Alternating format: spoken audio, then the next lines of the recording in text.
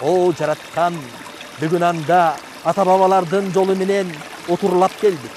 Улуу жолдун чыйырына чыгабыз деп келдик. Адамзатка жакшылыкты сурайбыз деп келдик. Бүгүн ак илбирс деп, ак касиет кайыптан билип келген ата бабалар жөрөлгө күч алар, колдоочу катарында сезип келген. Ак илбирсти тирүүлөй көрүнсө, ата бабалар сыйынып сый кылган бул Кудайдын буйругу деп көрүнүп калды. Ак илбирс тоо бийик аскаларда, ак мөңгүлөрдө аралап, ак кайыпка жакындап, жакшылыктын тилектин ээси болуп, абасы суусу менен тунук болуп, ааламдын сыры менен сыр болуп, кайып менен кош болуп жүргөн экен. Ак илбирстин касиети ак экен деп, ыйык экен деп, анда бабаларыбыз сезип да туюп да келген.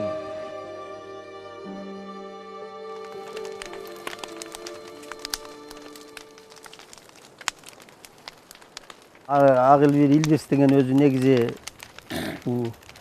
кыргыздын эмесине караганда аябай таза, мейкиндиктик, аябай тынчтыкты сүйгөн жаныбар экен да, жапайы жаныбар. Бизде эмне болгон хайванаттар бизде да. Мына бөдөнөдөн баштап кекилик, чилири бар, кырголу бар, каракуру бар, элиги бар, кийик бар, эчиктеке.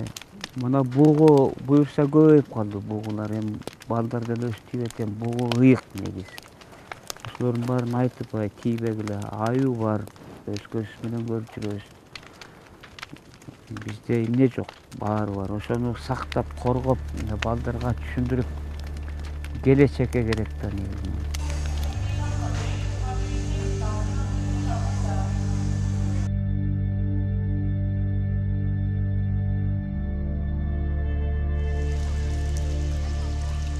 — 50-60 лет тому назад барс он считался охотничьим животным. Да? Для этого не требовалось там специальных разрешений. Его спокойно мог добыть любой охотник. Там и охотничьих билетов не было. Там его, скажем так, добывали различными методами. Там отстреливали, скажем так, капканами ловили, как пушнину сдавали. Да? Из него шили, скажем так, вот, национальные костюмы. И в свое время Кыргызстан он был одним из основных поставщиков снежного барса по всему миру. Это вот о чем говорит, что это говорит о том, что на территории Кыргызстана в свое время водилось очень много снежного барса. Рухи практиктер, касиеттүү шайыктар, ошо касиеттин жолунда жүргөн, Кудай дарыктаган адамдар дайыма элге кайрып жүрөбүз да. Ошондой өзүбүздүн баалуубузду, касиеттүү жаныбарыбызды жоготпой сактап калайлык. Эгерде жоготуп жиберсек, анда аламат болуп кетиши мүмкүн. Азыр дүйнө жүзүндө адамзатта руханий кризис болуп калбадыбы? Анткени биз табият менен жакындабасак, жаныбар менен мамиле кыла албасак, анда келечек муундун жолу көрүнбөйт да.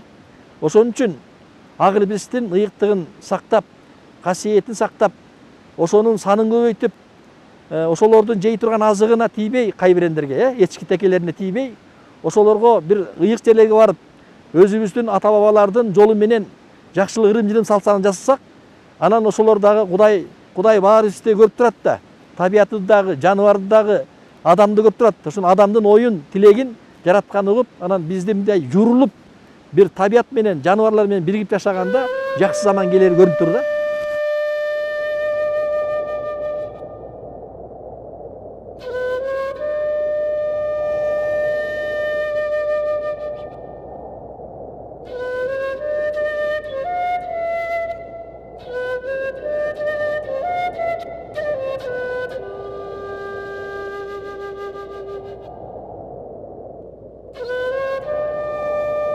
Өзү кыргыз баласы тоо менен тоо этектеп, мал жандык болуп жүргөндөн тоого жакын болот экен да. Мына ушул биздин тоо болобу, өзү Кемнерону болобу, илгери Кашка суу деп өрөөндөп койчу экен. Мынакей турат бул жерде ата бабаларыбыздан илгери таш менен эчтек кылбай эле мал салынып экен. Мына ошол Кашка суунун башында бул жерде мөңгөлүү аскозолор да. Илбирс баласы, ак илбирс баласы бул өзү тазалыкты, тынчтыкты сүйгөн жаныбар экен. Мына ошол жерде илгери ата бабабыз айтканда, мына ушул жерде болуп көргөндөр бар экен. Мурун бир 2-3 болуп калган дейт. Кийинки күндөрү мына кийинки күндө чабандары келип сурап калам мен деле. Көрө алганда истерин көрүп калышат, же аркы ягы Казакстан тарап же болуп кетеби. Эч деле мындай немеси жок, бирок даана жүрө турган жери ушу аска зоолалуу ушундай жерге жүрөт экен өзү илбирс, ак илбирс тукумдары.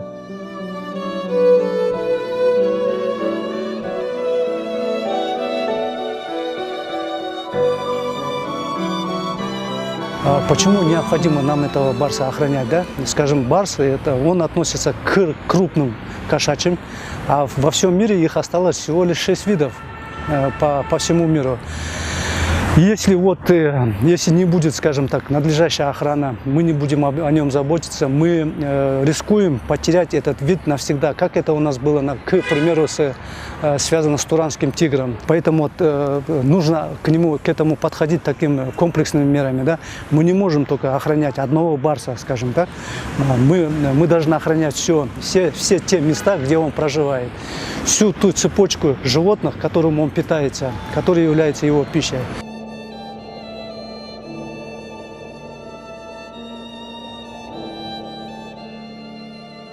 Мынакей бул ак илбирстин ыйыктыгын айтып берсе абдан көп.